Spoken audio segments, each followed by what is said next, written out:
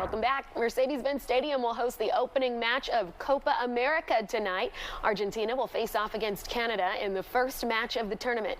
According to Vivid Seats, the average ticket price is $435, making it the second highest of the tournament. The soccer megastar Lionel Messi is returning to play for his national team, Argentina, once again. And Good Day's Buck Lanford is back with a preview. Yeah, Alex, and joining us now is Fox Sports lead play-by-play announcer for Copa America, John Strong, to preview the start of this tournament and the summer of soccer on Fox. John, good morning. How are you? Good morning, Buck. I'm good. Thanks for having me on. Thank you. Before we talk about this match between Argentina and Canada, I've got to talk about this Messi effect, okay? Atlanta's a big international city. We have celebrities, world leaders, rock stars come through here all the time. I'm not sure I've seen much like the stalking of Lionel Messi yesterday. I feel like I know what he did all day long. I guess he gets this everywhere he goes, right? He really does. It's incredible. I saw that video in the last segment, and we saw some going past his hotel here in downtown Atlanta yesterday. I mean, listen, it's either Messi or Taylor Swift for the hardest ticket to get in North America over the last couple of years. And it's no surprise at all that Mercedes-Benz is sold out tonight. There'll be sold-out stadiums in New York and Miami next week for their next two games.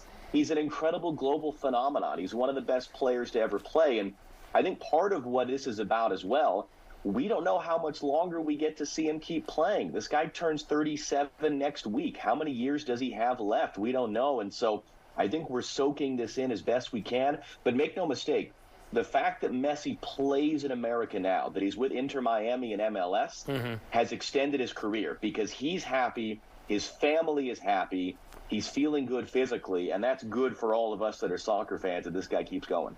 Well, and I guess because of him, maybe wherever they play in the world, it's always like this. It feels like a home match for them. I'm thinking if you're Canada coming in, you feel like you are absolutely the road team playing against the home team, it would feel.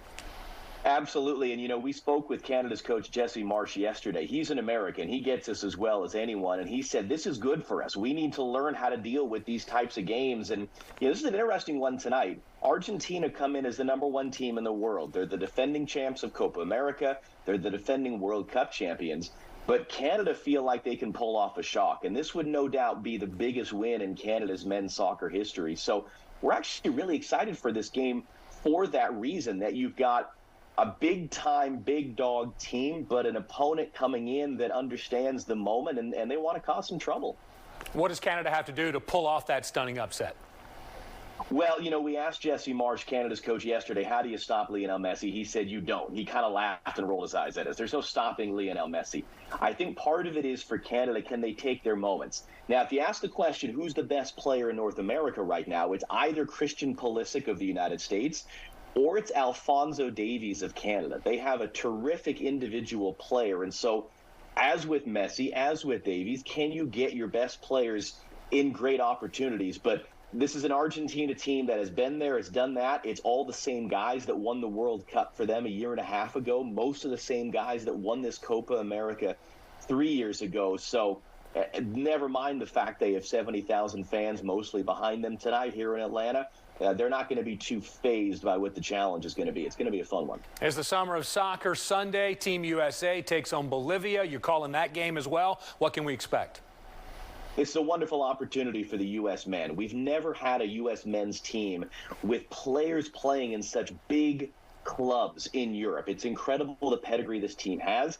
And remember, they're hosting a World Cup 2 years from right now that'll be in the United States. This is the most important test they're going to get between now and then. So Bolivia on Sunday in Dallas is a team they should beat, and they should look good doing it.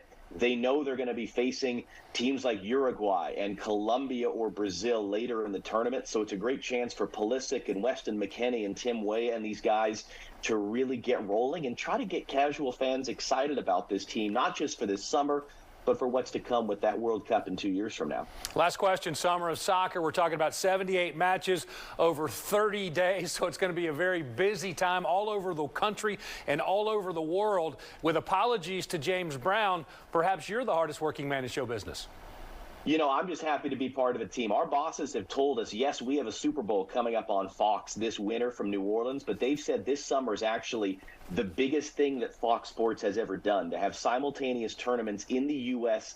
and in Germany right now. And you've got a veritable army of Fox Sports people in 2 continents right now doing this. So we're so excited to be bringing this to everyone at home. You wake up in the morning, you watch the Euros, you go to bed at night watching Copa America. It's incredible. All right, looking forward to hearing your call tonight. John Strong, we appreciate your time this morning, John. Thanks so much. All right, and Argentina faces Canada in the first match of Copa America tonight at Mercedes-Benz Stadium, and you can watch that match on FS1. Starts a little late, though, for people to get up super early, Alex. Yeah, that's okay. We can still feel the excitement, you know?